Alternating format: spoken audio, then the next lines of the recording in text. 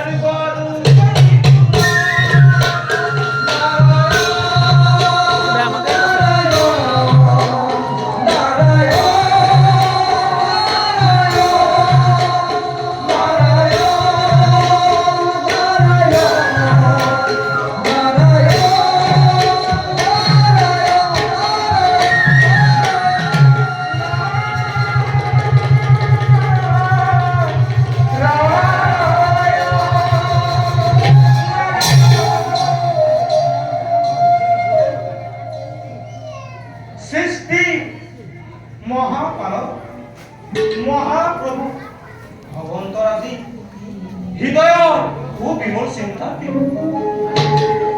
হে প্ৰভু কমলোচন কৃপা কৰি বেকত কৰি কওকচোন সৃষ্টি পালকৰ হৃদয়ৰ বিমলতাৰ কাৰণ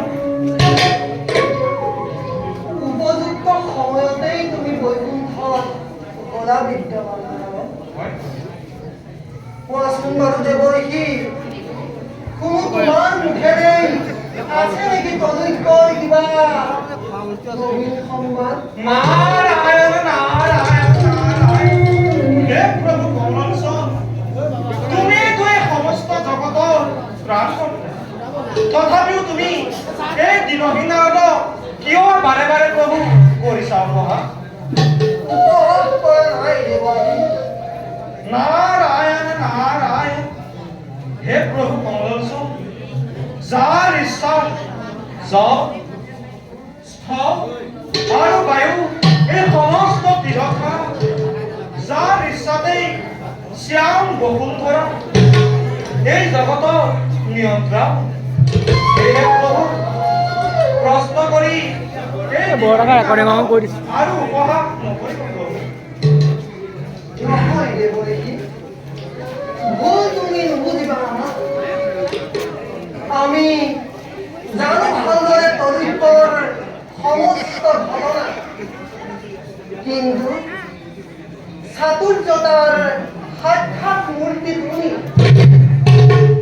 তোমাৰ এই চাতুৰ্যপূৰ্ণ বক্তব্য শুনি আমি বিমল আনন্দ লাভ কৰোঁ।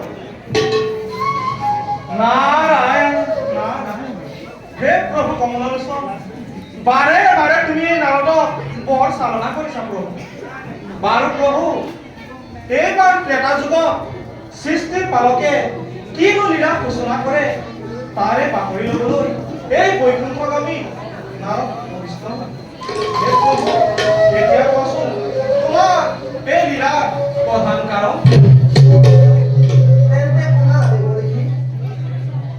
এইবাৰ আমি মনুষ্যৰূপে অৱতাৰ ধাৰণ কৰি মানৱীয় মায়াৰ লীলা সম্পাদন কৰি ভক্তগণক কৰিম ৰক্ষণ।